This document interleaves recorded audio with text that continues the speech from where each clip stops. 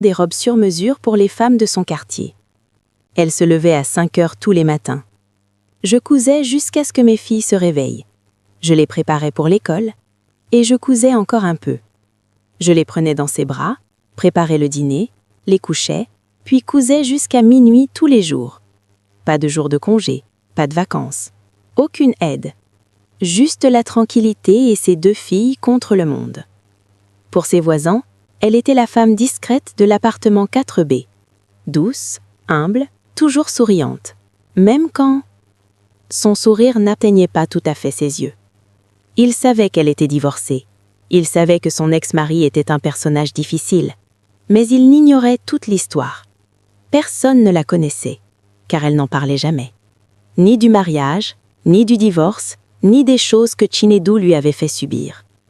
Elle avait tout enfoui au plus profond d'elle-même, tout verrouillé, et s'était concentrée sur ses 2 filles.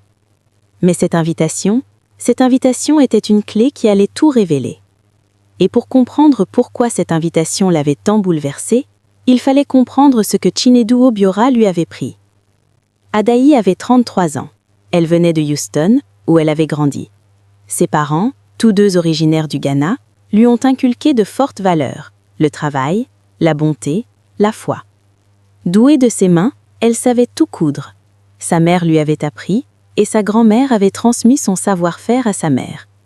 3 générations de femmes capables de transformer le tissu en art. Adaï rêvait d'un jour d'ouvrir sa propre maison de couture, un véritable atelier, sa propre marque, des robes sur les podiums. Mais les rêves coûtent cher, et l'argent, elle n'en avait pas. Alors, elle a accepté un emploi de spécialiste en retouche dans une boutique haut de gamme. Dans une boutique de Buckhead, elle rencontra Chinedu. Il entra, vêtu d'un costume à $3000 qui nécessitait des retouches, grand, belle, élégant, le genre d'homme qui vous faisait oublier votre propre nom d'un seul sourire. « Il faut que je le reprenne », dit-il en la dévisant. « Mais honnêtement, je crois que j'ai surtout besoin de votre numéro. »